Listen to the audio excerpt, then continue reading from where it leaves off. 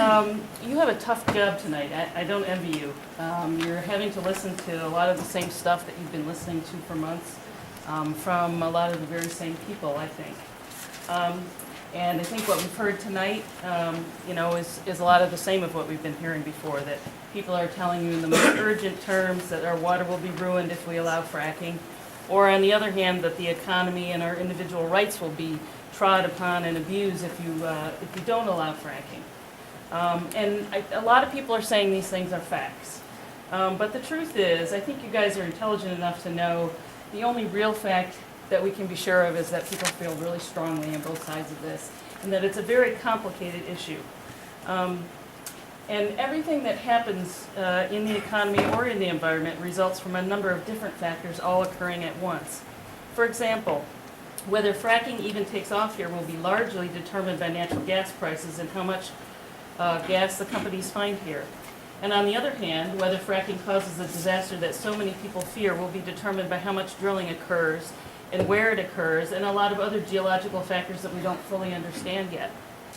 Fracking could be safe and could be an economic benefit, or it could be a health disaster.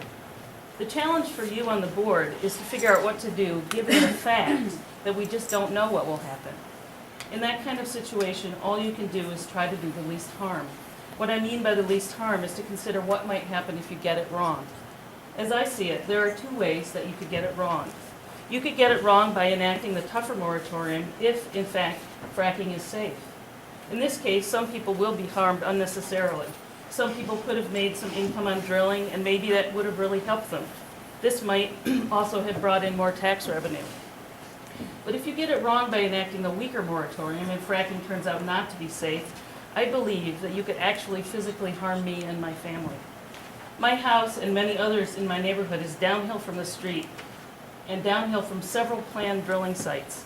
Everything that is sprayed on the street runs right into our yards and into our ponds.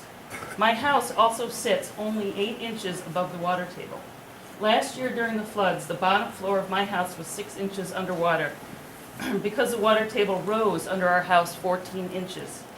I am afraid that in the next flood, my daughter's bedroom might not just be filled with flood water, but with toxic chemicals.